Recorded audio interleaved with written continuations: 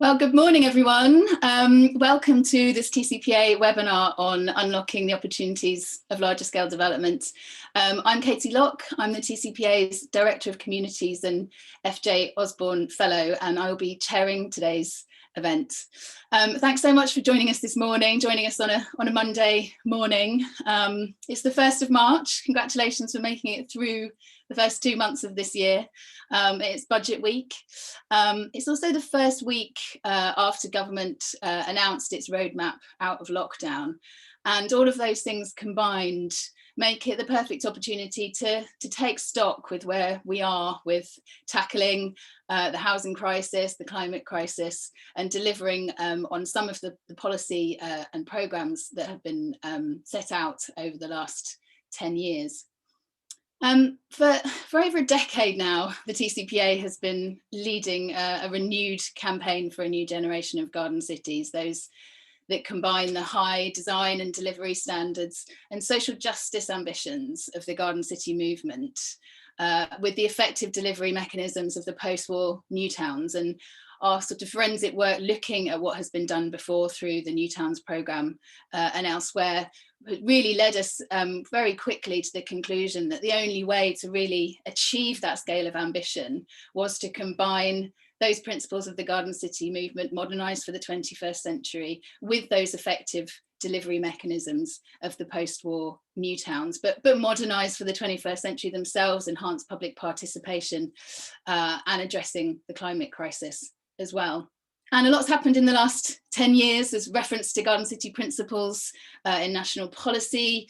Government committed to a new programme of garden cities. A couple of years later, we had the first prospectus for the Garden Communities programme, which itself has been on quite a journey and is now today supporting 49 places which are trying to deliver new garden communities. There's also more recently been more specific initiatives such as changing legislation for locally led large-scale development corporations and renewed discussion about sub-regional planning in specific places such as the Oxford-Cambridge corridor. But given the UK pioneered one of the most remarkable programmes of new communities anywhere in the world, really, with the post-war New Towns programme, which today provide homes for 2.8 million people, and given that consensus and those initiatives that I've mentioned, are we still failing to recognise and really grasp the full opportunity of those principles and the kind of places that we want to deliver today? And one of the reasons for that is that despite that sort of mosaic of initiatives, has been underpinned by a sort of fairly inconsistent and confused policy environment as we've had different administrations and various initiatives have come forward. And in that time, the TCPA and those we work with, we've been working with many of those places through our New Communities group, which is 27 local authorities delivering large scale development. We've published guidance and training and support for those places that are trying to deliver on that high ambition. But now it's time to reflect on what's actually being delivered, and there are excellent things happening in some places by truly ambitious councils. But without that national strategic approach to identifying location, need, and really setting those high standards, there are some significant barriers to places to enable them to achieve that ambition in the right places. And nowhere, although we do have a couple of sites coming forward that are around 10,000 homes, there is nowhere the scale of ambition of the New Towns programme. And we really have a choice. We need to deliver new homes. There's a choice between delivering those poor quality homes. We've talked a lot, separate work that TCPA does about the impacts of deregulation, about permitted development. And we really have a choice. Do we want, is that those the kind of homes we want to deliver, poor quality, substandard homes, the slums of the future? Or do we want to grasp the opportunity to really plan strategically for really sustainable and genuinely affordable places? Now, the publication we're launching today is taking stock of some of those items that I've mentioned, what's happened, and really some of the things that we can do, not only to help those places which are trying to deliver through the current system, but how we need to really raise that ambition to think strategically about trying to address this in the long term. Now, we have just over an hour this morning. I'll just go through the programme briefly. Now, this morning, shortly following my introduction, we have some contributions from fantastic speakers. We've got Rob Smith from Highest Consulting, who will be talking about some of the current delivery barriers and the places that Highest are working with. We have Councillor Linda Hazy, who will be giving us the experience from the coalface as leader of East Herts District Council. And then our own Director of Policy, Dr. Hugh Ellis, will be taking us through some of the recommendations and the choices that we can make going forward. Next slide, please. Now, the publication that we're launching today and today's event has been really kindly supported by the Lady Margaret Patterson Osborne Trust and by Highest, who've been working for many years, individuals that run that, with many of the places that we've been working with through the New Communities group, and we're really pleased to be working with them. So thanks so much to them. And I want to keep to time, make sure we've got lots of time for questions, so I won't dwell on this, but I would urge you to all take a look at the TCPA's new strategy called Working to Secure Homes, Places and Communities Where Everyone Can Thrive. This is our new 5-year plan, which really sets out how we're going to achieve some of those ambitions that I've mentioned. But without further ado, I'd going to pass you over to Robert Smith, who's the Director of Highest Consulting, and he's going to take us through some of the barriers.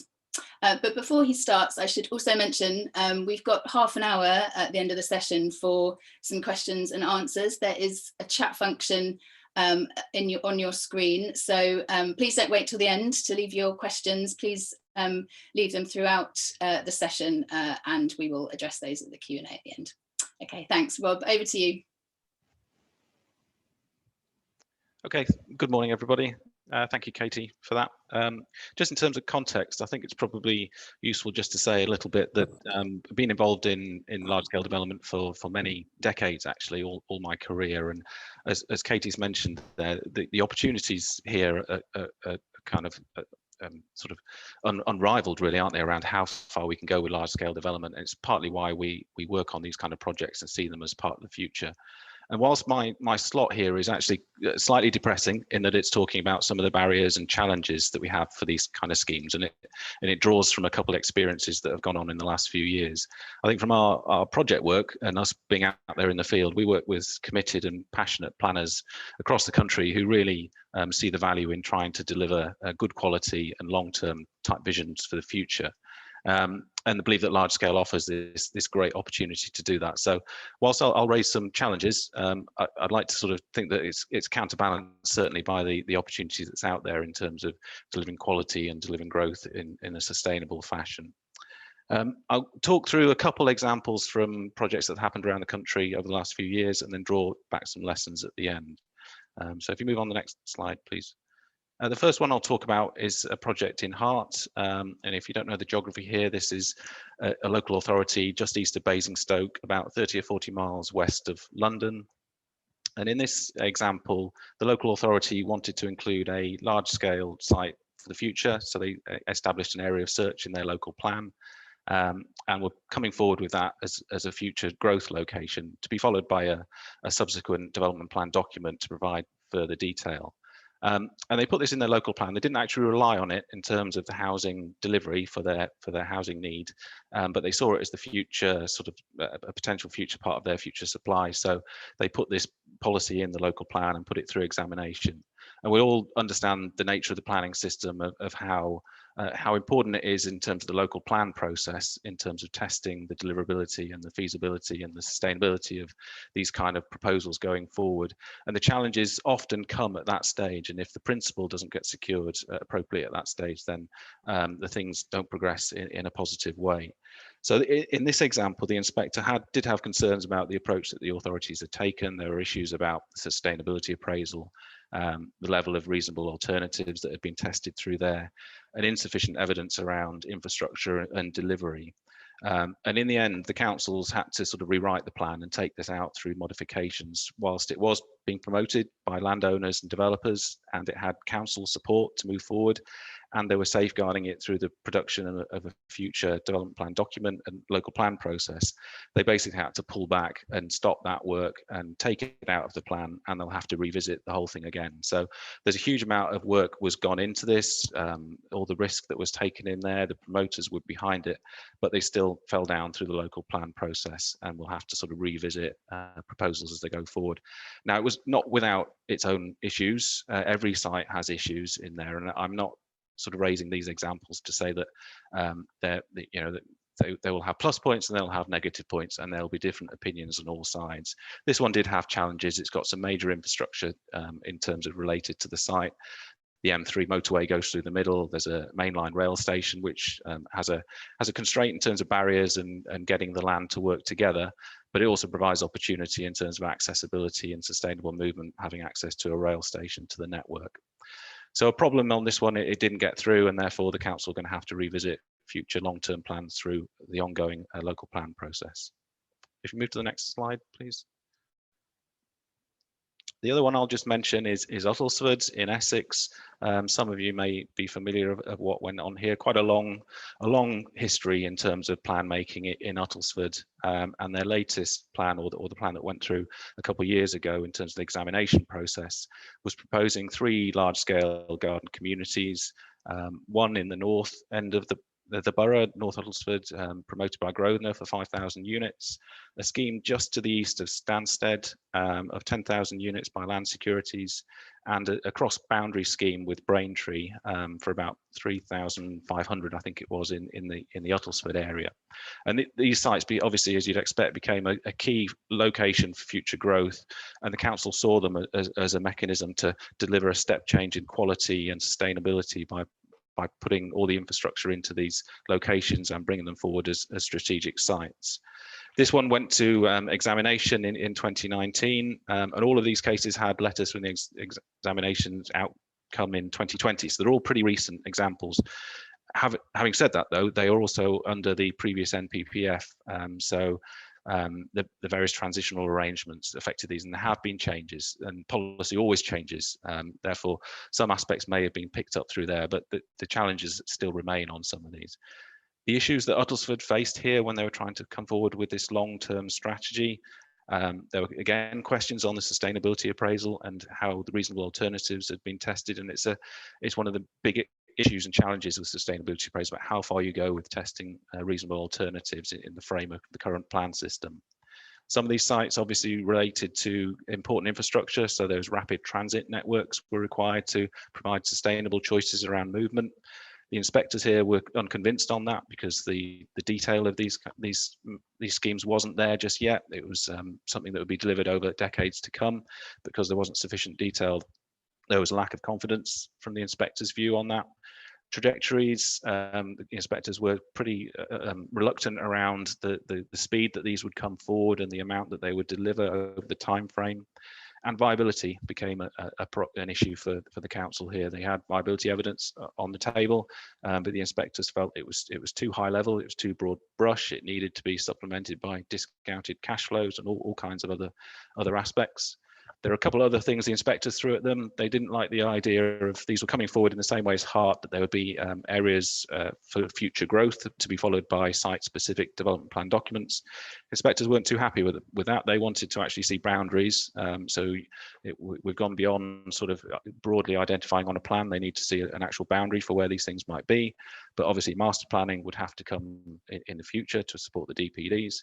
And there was a fairly odd comment in the inspector's report here that they didn't like these ones because they were setting the future strategy for decades to come, and that could limit the flexibility of local plans in the future, which seems quite an odd kind of conclusion to reach when we should be acting visionary and looking to the future and trying to plan ahead beyond being constrained by the short-term nature of local planning and plan horizons.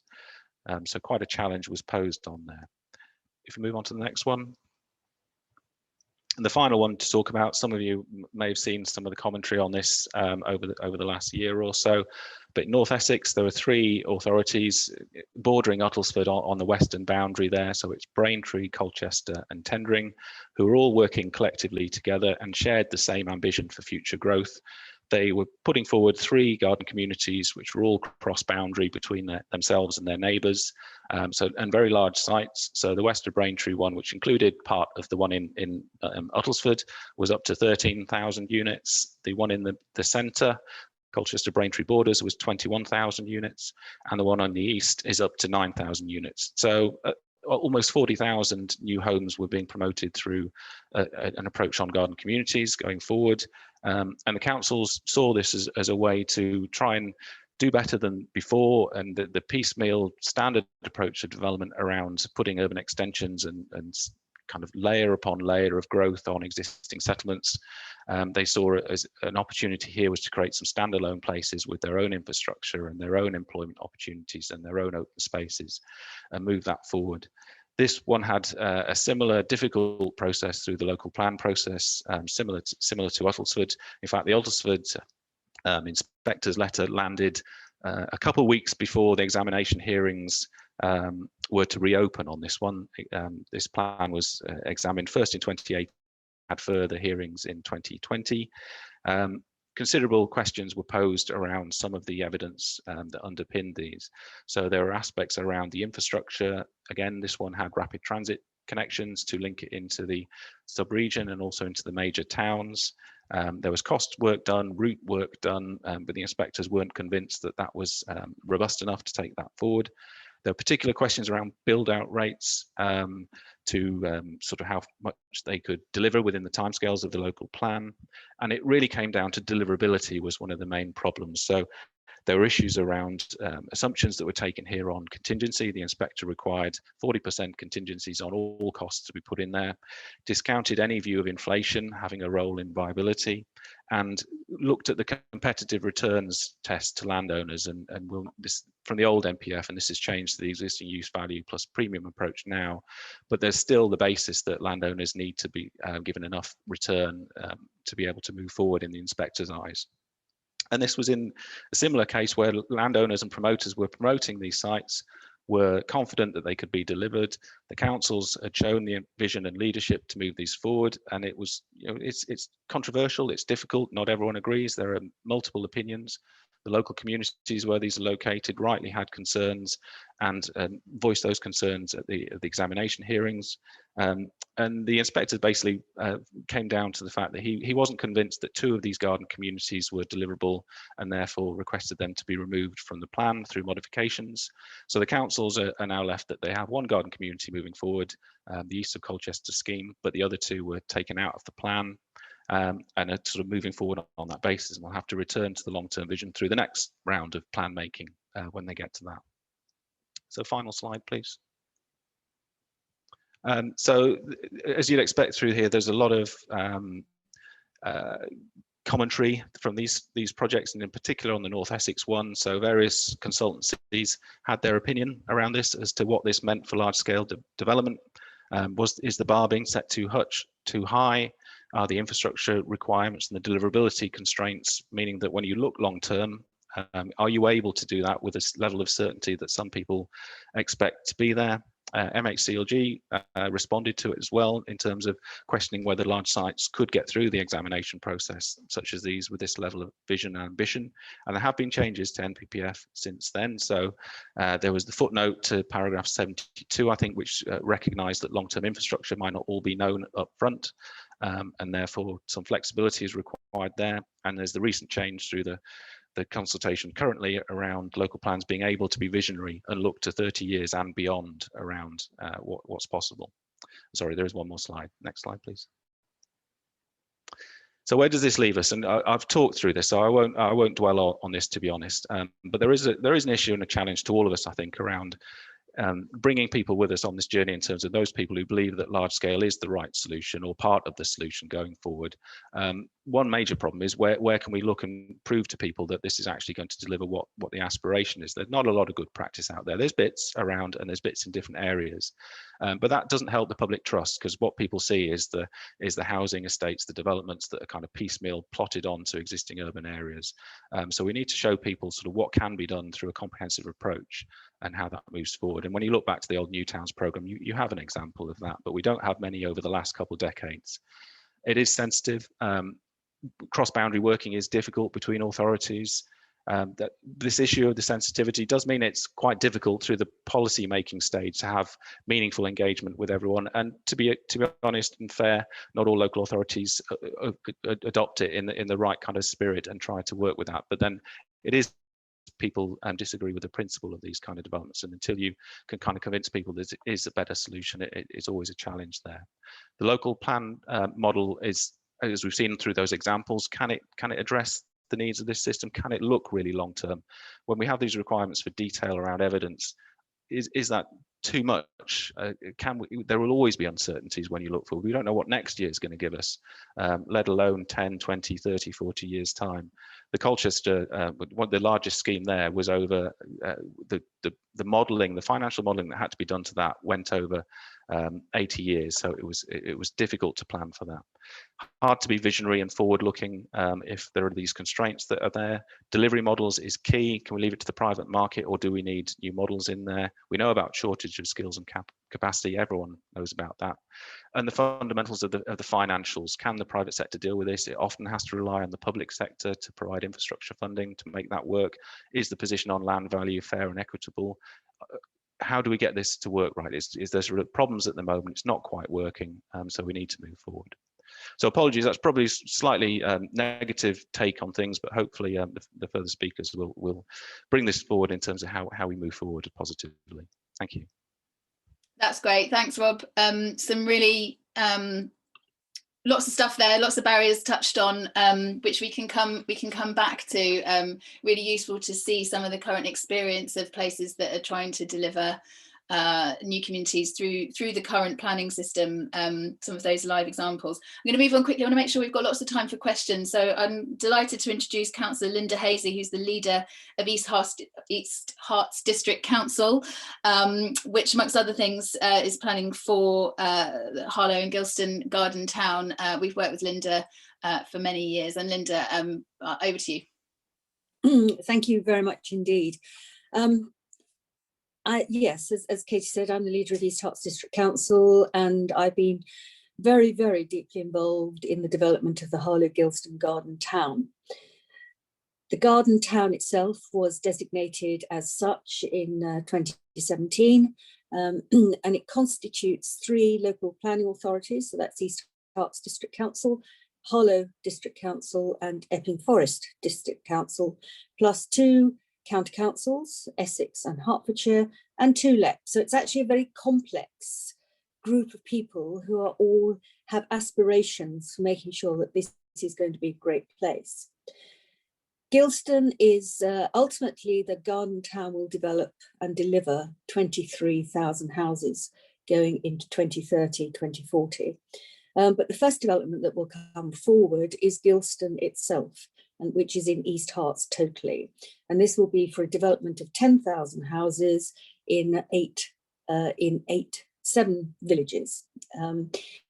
And we have, at the moment, we have 3 planning applications in, 2 for infrastructure on crossing the River Stort to go from Harlow into East Herts, and also from an additional outline application for 10,000 houses from 2 promoters. This site, Gilston, has been in the local plan in one way or another for about the last 25 years. But it's only in the last 6 that actually it has been really promoted and put forward. It was in Greenbelt, which was one of the first obstructions that we had to overcome getting it through our district plan, because obviously the residents were very, very against it. We started out by talking with residents early on, before it had actually been designated as a strategic site within the district plan. And we had many Saturday mornings in the local village hall talking with the residents and the promoters, going through it pace by pace. It was, to be quite honest, sometimes not a very pleasant experience. Village halls on a cold January morning on a Saturday are not always good places to be, particularly when every time anyone from the community stood up and said, we don't want this to happen, make sure that that is in the minutes. But ultimately, once it had been adopted, and we have now, I believe, got very good partnerships working with our local residents. Obviously, we are part of the Garden Town Board, which includes the other two planning authorities and the two county councils, and that is now in the process of becoming a discrete and publicly accountable body.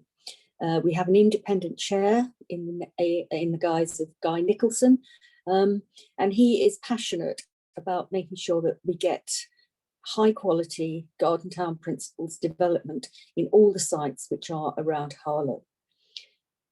And I think that's really important, that we start with extremely high aspirations in terms of design, quality, garden, sustainability, building healthy places, building communities, building safety in, so we're working with the police as well, so that actually we know what we want. And we do push the two promoters, the two developers, to actually be part and parcel of that, because, as we say to them, we want you to be proud of what you're building here. We want to be proud of what we have helped you build. And through the master planning process, which is about to start in detail on the villages in Gilston, then everyone will be involved in what goes on.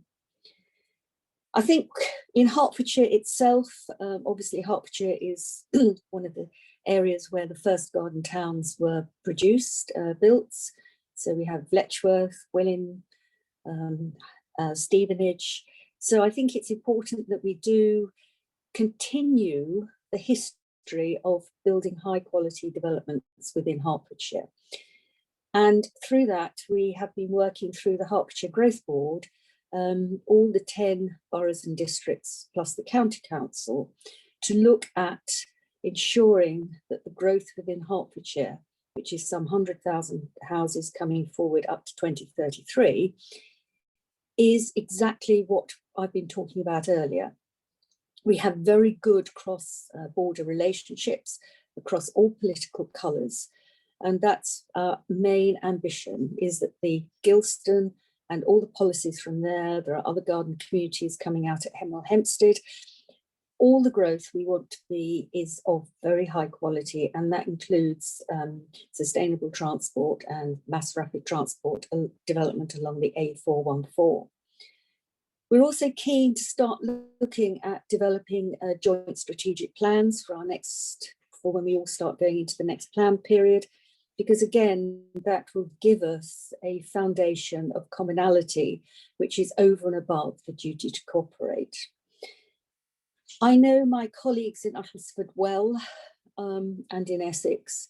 I feel very disappointed because of the inspectors' reports that have come forward and stopped ultimately what have been good developments. I think we have to say, as Rob has said, there will be changes hopefully coming forward in the new MPPF. But I do not think that the inspectors have helped us provide a long-term vision for our communities, because they want all the I's dotted and all the T's crossed. And at the moment, and certainly even in the last 3 or 4 years, and certainly with COVID, that cannot be. There cannot be the level of certainty which inspectors expect. I think the other thing that we need as local leaders is some degree of secure long-term financing and funding for these garden towns. We get an annual, oh well, it's going. You'll hear about it in the summer. No, you'll get your funding allocated in October. Well, we hopefully will get our funding for the next year allocated in this year's in Wednesday's budget.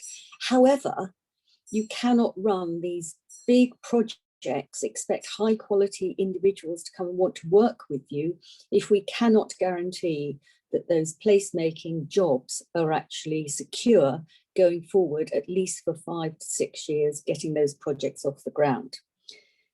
We need strong partnerships, so that is with government, that is with all our other local authorities, it is with the developers themselves, and it is with the community.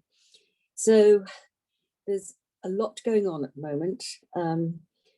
I think we will get there. We have great teams working across Hertfordshire. We never quite know when something's going to, when that sort of googly ball is going to land in the middle. But we've got great people who actually really want to see this succeed, including me.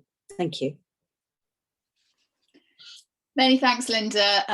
It's clear that you've been facing nearly all of the barriers that we've outlined in our briefing paper, and really interesting to see how you have been working with neighbouring councils to go beyond the duty to cooperate. And I mean, both presentations have touched on really those 6 barriers that we've identified through the work. The fact that we have a lack of a strategic approach to understanding location and need, that shortage of skills and capacity that Linda's mentioned, and the challenges around the certainty and security of those jobs as well.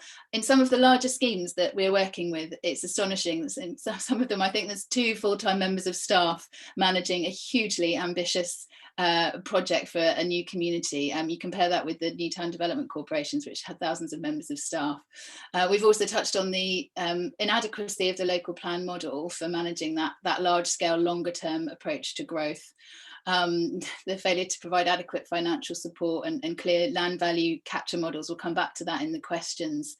But also that general lack of public trust in the planning system, as well as a bit of a lack of clarity on some of the workability of those delivery models, and lots of the work that we've been doing on modernised development corporations, recognising that is not the right delivery model for all scale of development. It's really only the larger scale, saying 10,000 homes or more, that would be suitable for that development corporation model. Smaller than that, there are a whole range of models and joint working which are possible to deliver this still with high standards. But those barriers are real. So before I introduce Hugh Ellis, Dr. Hugh Ellis, our Director of Policy, Hugh, you're going to spend the next few minutes just outlining some of the ways that we think we can overcome those barriers we've outlined. I'll pass over to you. Thanks very much, Katie. Yeah, I mean, I am, and I'll be quite brief because the paper, I think, tries to draw together the practice that you've heard about, as well as the ambition, along with some of the things that we might do to address the problems that we've got.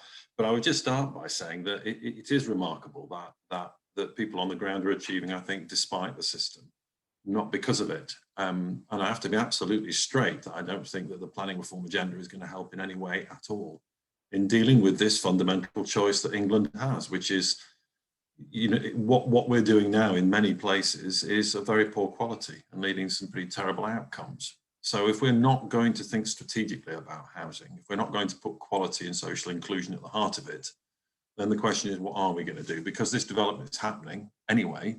The question is how it can be shaped for the best kind of public outcomes. And that's worth bearing in mind. It's not a zero-sum game. I also think the pressures are changing on demographics. Those are changing, interestingly, and we shouldn't deny that. They're also changing, I think, around climate change in the most dramatic way. So what the paper tries to do is highlight a few of those issues, and I'll just quickly say that I think the kind of 2 biggest ones about in terms of the problems we've got before getting to the solutions, is that essentially what's happened in this country is that we've given up a strategic approach, and we've shifted the entire responsibility kind of onto Linda, which is to say we've shifted the responsibility of dealing with strategic housing onto local government.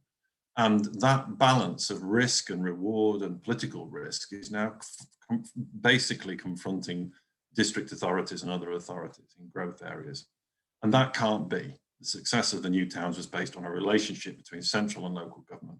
And so the reason that we've got this problem is central government has to step up in terms of finance and certainty for the reasons I'll come to in the recommendations that we make. I certainly think the other issue that won't go away is public trust. Every speaker's mentioned that. People are very worried about it, and public trust in planning is at a very, very low ebb, and I think set to get worse.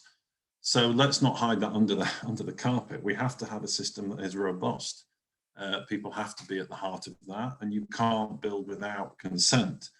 But I do think that one of the problems is we're not having conversations, ongoing national conversations or strategic conversations with people. We're just not giving them the opportunity to be involved in a process. And then, of course, standards are definitely at the heart of this, I think, going forward. It does strike me, just as an important conclusion of the paper, that no other nation that I can think of in Northwest Europe flip-flops on policy quite as dramatically as England does. I mean, turning off the New Towns programme in the early 1980s in such a staggeringly kind of criminal way, really, smashing up the process. Imagine what would have happened if that programme would have gone on even in a very modest form, and many of the problems we're facing now wouldn't exist, because we'd actually have that continuity of how we're going to meet housing needs to a higher standard. So we have to understand that turning off and on regional planning in different ways, and now with the Oxford Camp ARC regional planning coming back, is very challenging actually to work with. So what the paper does is it sets out two sets of recommendations. The first set, I guess, are about trying to fix the existing system, and then the second, a bit more strategic going forward. And as you might expect, the first set of recommendations are about things like changes to the National Planning Policy Framework, and that there is some welcome movement on that. But as a quick shorthand, there is simply not enough confidence and incentive in national policy for local authorities to want to plan over the long term. There are some welcome changes. I think 30 years we're now talking about. Of course, to build a settlement, you probably need 30, 40, 50 years. But there isn't the confidence, there isn't the sense of the determination by central government that they see scale growth as being a priority in the NPPF, and that needs to change. And there are other things, I think, in the NPPF around viability assessments. Yes, there's been movement on viability, but has it been enough? No, it simply hasn't, particularly on landowner returns. So there has to be a strong relationship there, I think, with if we're serious, a stronger sense from the National Planning Policy Framework about where this fits and why government is enthusiastic about it. And then certainly we need changes to strategic planning. The Oxford-Cambridge Arts Strategic Plan is announced. It's frustrating for the TCPA because we were having this conversation a decade ago about why government should not abolish strategic planning. We've wasted 10 years on that. We're now going to have a process where strategic planning is brought back for one particular part of the country, but organised by central government. And the question will be, how legitimate with the public is that process going to be? And people are quite right to ask questions about that. Welcome though strategy is. Question is, are people going to be properly involved in the process of adopting it? And then I think finally the issue about skills is a critical one. Skills and certainty of investment in the current regime are perhaps the two critical issues. Strategic planning skills are at a low ebb, I think, and confidence in investment, as Linda's pointed out. You can't organise long-term placemaking where funding is organised on such a short-term basis. And truth be told, there simply isn't enough of it, actually, in order to make these places work in terms of investment. But then just finally on the longer term, I think that the nation does face this big choice about how we're going to organise ourselves, given the challenges we've got. And if we're going to do that, then things are going to have to change quite radically. On top of that list in the paper, I think, is the need for a national spatial plan. People often go, well, what an incredible task, but obviously Wales published one just last week. It's a common approach across Europe to set out a national strategy. There are varying types, but there is simply no way you can organise England properly by doing it on this very piecemeal and fragmented sense. This is a very small nation facing unbelievable pressures, particularly from climate change. So the organisation of us in a national strategic plan is critical. And what that plan should do is simply do, well, the self-evident, join up needs with infrastructure provision and environmental constraints and work out where, broadly speaking, the best areas of search are. That takes us then to things like urban policy. Wouldn't it be a good idea if we had one? Essentially, is the government going to commit to new communities or not? And if it's going to commit to it, is it going to commit to the policy around that? Changing the housing algorithm was interesting, wasn't it? And welcome for many rural districts, but our conversations with cities, all that's happened as a result of that is cities like Leicester are now pleading with all of their surrounding districts to help them meet their housing need. So we do need a better way forward than that, I think. But the idea that cities can absorb all this growth in many places, well, it's simply not going to happen. So how are we going to manage that? process going forward. So that idea of a spatial plan, of urban policy, of a national sense is critical. And then some minor issues, the consenting process, a great debate at the moment about whether we use development consent orders to do that. I'm really worried about that from a public legitimacy point of view. If you're going to do more strategic planning, people have to be embedded in that conversation, and people have to have rights to test that process. That's critical for the quality of decisions and their legitimacy. So we still believe the New Towns process offers the best model for that balance between national, local, and the importance of public legitimacy. And then a couple of final things. You can't get away from viability testing, and you can't get away from hope value. So we have to come back to those issues on compulsory purchase. They still are unresolved by government. And so just to finally, I still think the choice is important. Look, it's either we plan strategically or we face just the nightmare of what we're doing through permitted development. And, you know, the homes being produced through that process, through deregulation, are so shockingly poor. You said, Katie, at the beginning, there was slum housing, and so they are. So if we're not going to do it strategically to high quality, what are we going to do? I'll finish there. Thanks very much, Hugh. Really useful to set out those ambitions there. We've had some fantastic questions, so I want to make sure we move straight over to those. Thanks everybody who's left questions so far. We'll try and group them together in some themes, I think, and they're all reflecting the barriers that have come through actually. I mean, first of all, on hang on, excuse me, just making sure you can. Great. Who all joined us on video? Excellent.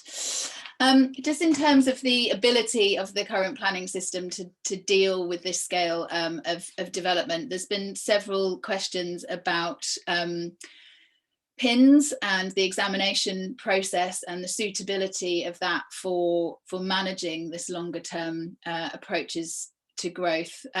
Rob, you touched on some of those challenges in your presentation.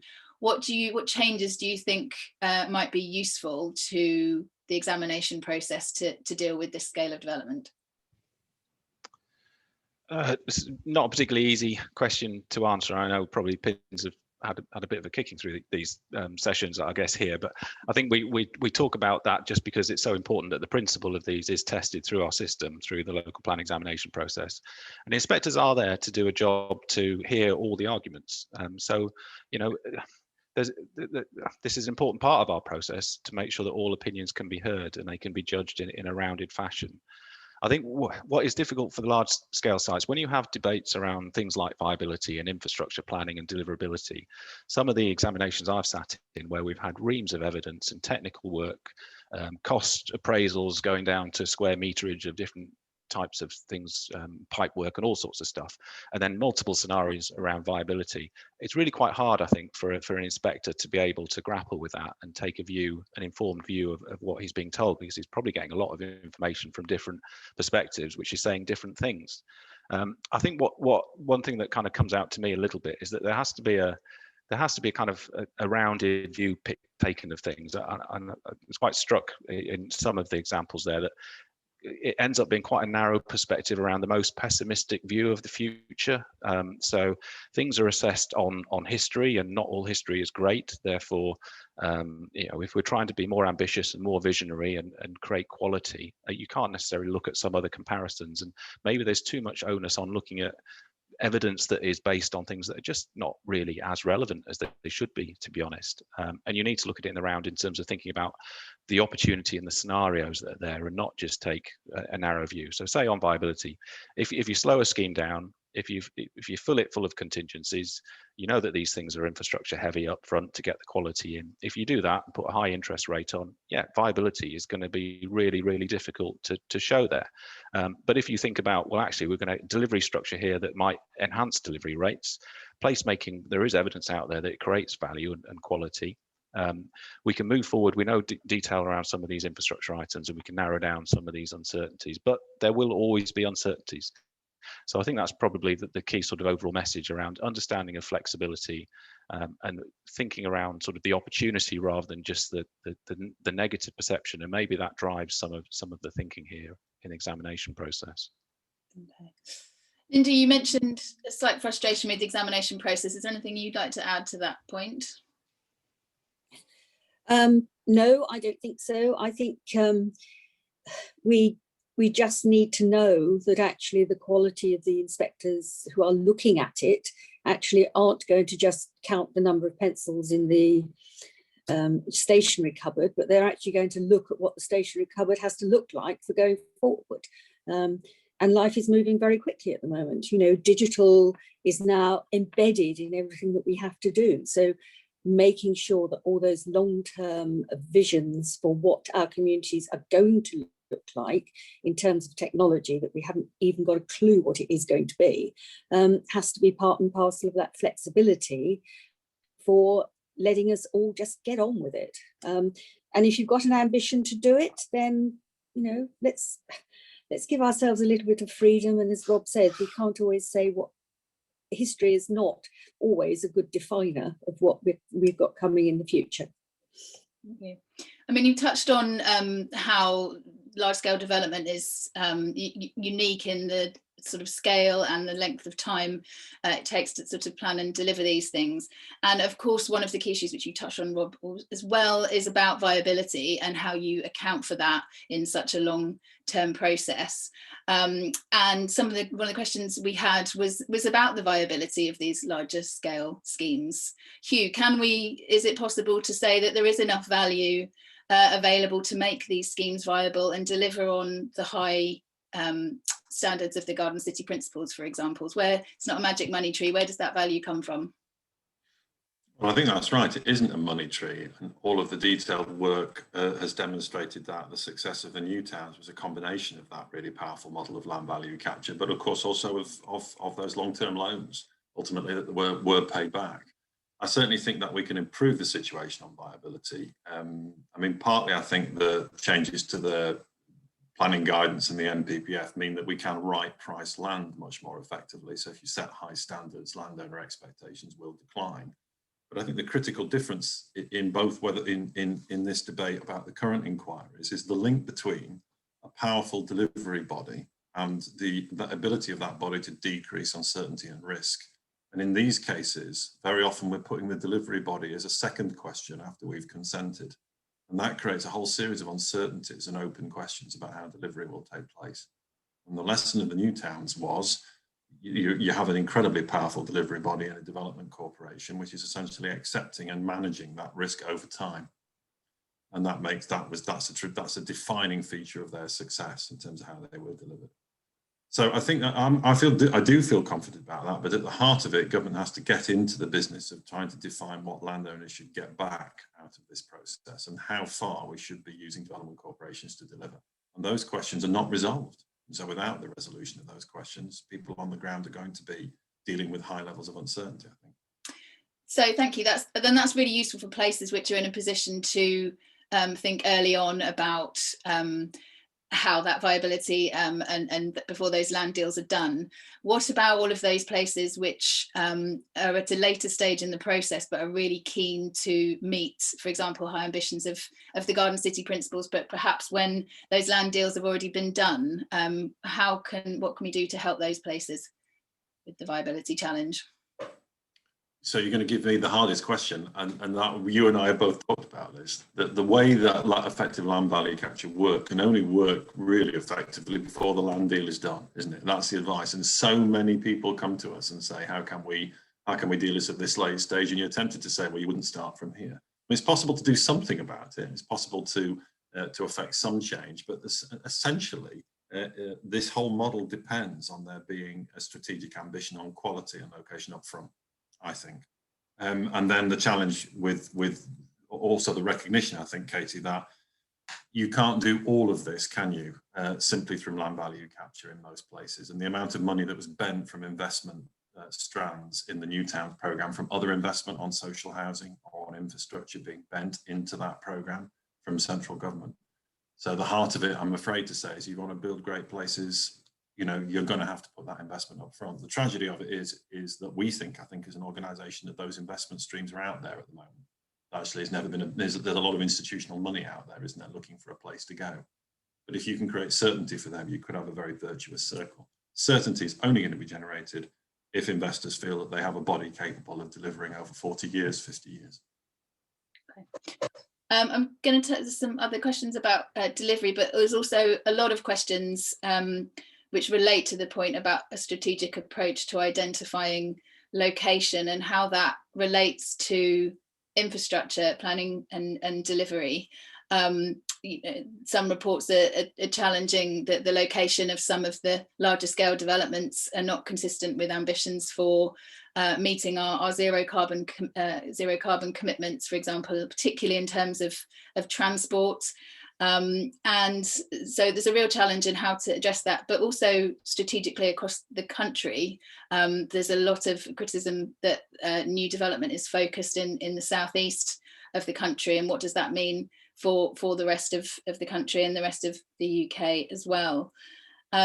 Linda, you mentioned you have been working in collaboration with neighbouring authorities.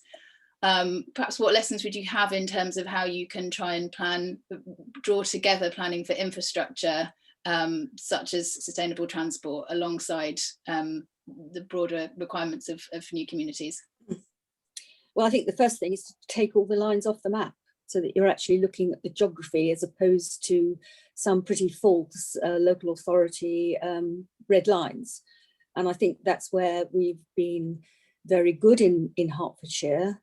We have tried to look at Hertfordshire as an entity and its relationship with London and Cambridge and the surrounding counties to see where do people travel, how are travel patterns going to change. As I mentioned, the A414 has been is one of the main projects for putting in a mass rapid transport system, which again is long term. It won't all happen overnight, but if we can start demonstrating that those projects are actually very actively pursued, then hopefully residents will see that actually we don't just expect cars to go onto the road. And the last few months have shown that travel patterns have changed, even out of lockdown. There aren't so many people traveling. There's a lot of talk now about having more employment on all these sites. And again, that I think has to be looked at in totality. So I think it is having sometimes very honest conversations with colleagues in spaces where you can feel safe to explore these ideas, and just accepting that ultimately, as politicians, we want to try and make sure that our residents have high quality of life and enjoy living in Hertfordshire and enjoy working in Hertfordshire as well, which can be slightly more of a challenge. And Rob, some of the places you've been working with, how have they been tackling achieving those commitments for sustainability on transport or energy or design? How are they managing to overcome those challenges, given viability as well? I think there's a really important dimension to this around quality master planning and placemaking and how you design these places to make them more sustainable. So walkable neighborhoods and making sure you've got the facilities in reach of the people who are going to live there and access to the parks and the countryside and their jobs and all the rest of it. I think there's an obvious thing that we talked about, kind of self-containment around large scale. I think there's a realism, isn't there? People will always travel. They will have to travel. They won't work necessarily next to where they live. People will have jobs all over the place and will need things. So we need to address all people's needs, but there's a way of designing places to make sure you minimize things like travel and you maximize environmental performance through that. The problem we have a little bit is back to that trust and examples. So if we haven't got a huge number, a good catalogue of things that we can point at and say, look, that's how it'll do, and that'll be brilliant. If we can't point at that, people are suspicious and skeptical about it, and it's understandable why they're like that. And it comes back to some of those broader issues around land value capture and making sure that there's an equitable approach to creating that quality of place, and that does cost money, and a delivery model that can raise patient finance or a landowner who's patient and sees it for the longer term are some of those building blocks. If you look at some of the big positive schemes that are out there. If you look at Poundbury or you look at Eddington, what have they got? They've got a kind of landowner there who's there for the long term and understands the value of the long term, taking a long term view on some of these schemes. So if you can find those right kind of promoters that are going to take these forward, that's where you've got most benefit. And we've got a really strong design and master planning skill set in this country, and the people we work with on projects want to do the right thing, and they want to do better than the norm and better than the past. And if we can utilise that and put all the pieces together, we can get there. I think it's a really important point about quality, and it's been great to see government's emphasis on quality design recently. It's going to be really interesting to see how that's going to be deliverable, whether the resources and mechanisms will be available to make that possible. But you've raised a really important point about the quality and the type of places as well. We talk a lot about the Garden City principles. To us, they're a framework of good placemaking, but there's also a huge amount of perhaps misconception and assumptions around the opportunities around that. We had a question about low density developments, and density is a complex issue we've talked about a lot. The Garden City principles don't suggest that places have to be low density. Actually, you'd have a range of densities across a development, but there's an assumption that new communities mean low density urban sprawl, when in fact they're actually a huge opportunity to prevent urban sprawl. But there's also a huge disconnect between some of the promises and ambitions that places are explaining they've got, and commitments to the Garden City principles, and the reality of what seems to be being built out on the ground, which I think is a real challenge for places, particularly in the terms of that public legitimacy. And perhaps part of that is that places have committed later on, further down the line, to high standards, because that simply wasn't a requirement in the past, and these are long-term developments. But you mentioned about the sort of flexibility of planning long-term as well. Hugh, I'm going to move on now to those other delivery mechanisms. We talked about the need for a national strategic approach to identifying location, linking that with infrastructure. What role does that have beyond the southeast of England? Well, I can tell you, sitting in the North Midlands, that it feels pretty lonely when you look down at the Cambridge-Oxford arc and think, well, is there life beyond it? And you have to be really careful as a country, isn't it? Because we are quite divided at the moment, and we shouldn't be getting into pettiness about crude north-south divide. But we live in a very unequal place, and I think it's also a very, very small place. So there is a huge opportunity, I think, from a national spatial plan to see where growth can be delivered. And I just want to point out that New Towns, the original programs, is not just about meeting housing need in overheated areas. There's a huge issue about basic things, minor things like water and climate change in the southeast, that mean we need different standards of delivery to sort that out. But several of the new towns in the north of England were about industrial renewal and solving housing quality problems. So there is a big opportunity, I think, for renewal, and a big opportunity to see that as a programme for one nation.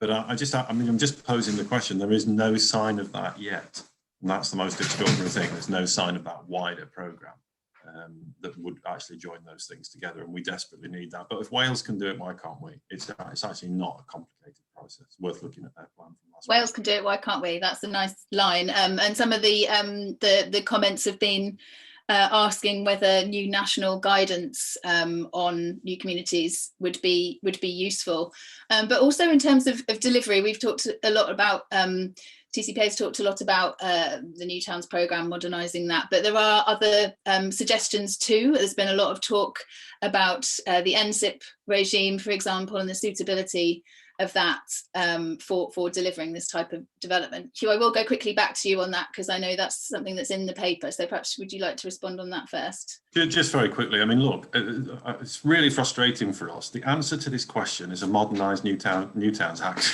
okay? And that got the balance right, and it's broadly got the structures right, and it was a result of an enormous high quality policy process. So that's the answer. I think using development consent orders, it's not that we are opposed to it in principle. We just it doesn't provide all the components that you need. And one final thing, I was in the committees in 2008 when that legislation was put through, and the subtext was, how can we get these annoying people out of local inquiries? That was the subtext for the National Infrastructure Regime, because it was based on Terminal 5.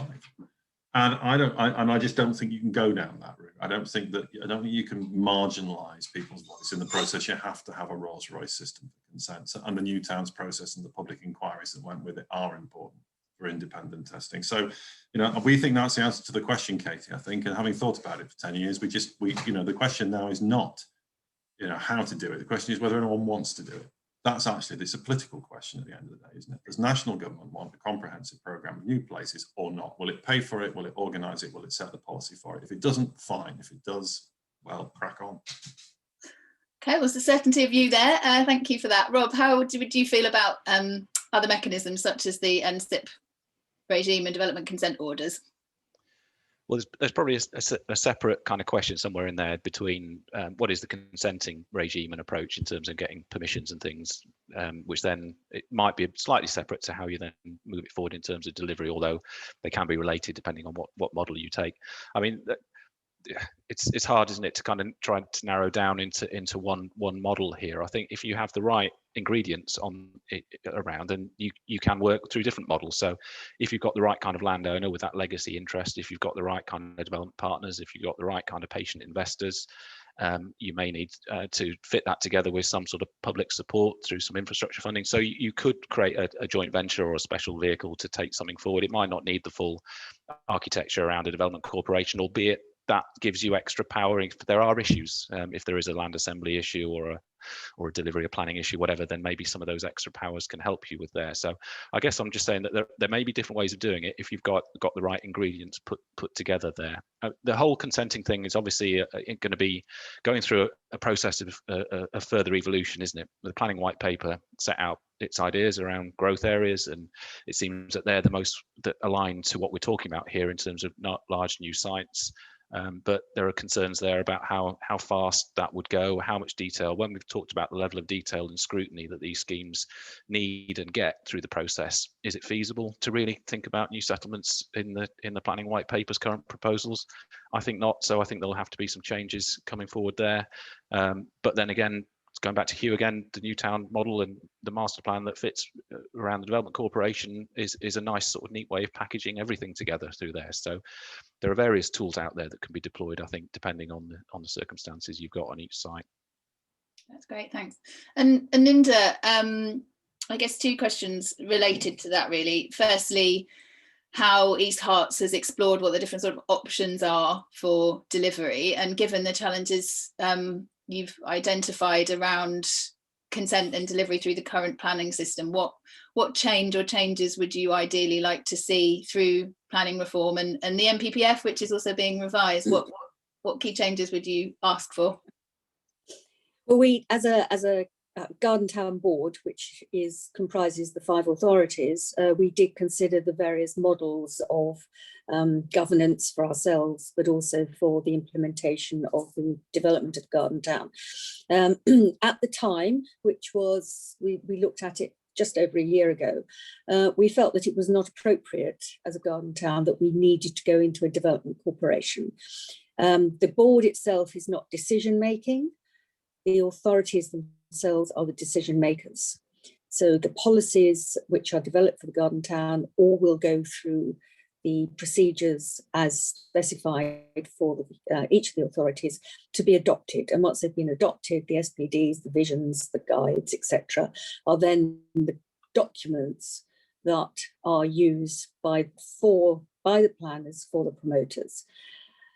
Whether we change that in the future, I don't know. At the moment, it is a system which is working and is pretty speedy as well. In terms of delivering within our own local planning authority, I guess what we're doing is we're doing a lot of education of members on the Development Management Committee. They used to go on a lot of trips, which obviously they can't do now, but we do have member briefings monthly so that they are kept fully up to date. I think also it is, these are very complex systems that DM committees have to be able to grapple with. But I think at the moment we feel comfortable that at it is appropriate for the local planning authority to maintain the decision making. But we have to work very closely. So at the moment, as I said, we've got 3 applications which are pending, 2 of which also cross over into Harlow. So we're not having a joint committee, but we are having committees which will sit sort of in parallel with similar briefings for both of them to get to decision making. So at the moment it's working. And you've taken that initiative to take that decision making role locally. Just in the last few minutes, we've got sustainability and how to actually achieve those high ambitions has come up a lot. We've talked about that a little bit already, and I'll come back to that in just a sec. But we also had a question about related to the affordability of homes, and how, if TCPA talks a lot about the Garden City model, and that was about genuinely affordable homes. We're clear that we really need a new programme of council housing and genuinely affordable homes of all tenures. How is it possible to achieve that with some of the larger scale developments we've got at the moment? Linda, there was a specific question about Harlow and Gilston and the role of housing associations in that. How have you, come back to you, how have you achieved genuine affordability of housing in the proposals for the new garden town?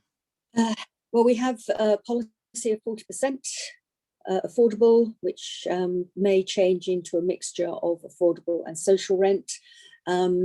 And that's all under discussion at the moment as part of the Section 106, and also discussions with the promoters. And also, we're looking at this development coming out over the next 25, 30 years. So there has to be a degree of flexibility in how this is achieved going forward, because we all know that government changes policies quite frequently. So. And I think also related to that is another question about a really important issue of long-term stewardship and how that relates to the development model of the promoter, of the developer, and there's a clear difference between the opportunities around those that have made a long-term commitment to a development and to a project and are working with the local authority, and those that have not. And I guess my question, and I'll come to you, Rob, with this one, is how can, with those places that have a sort of shorter term development model, how can you ensure a commitment to high standards and to genuine affordability of homes and things like long-term stewardship?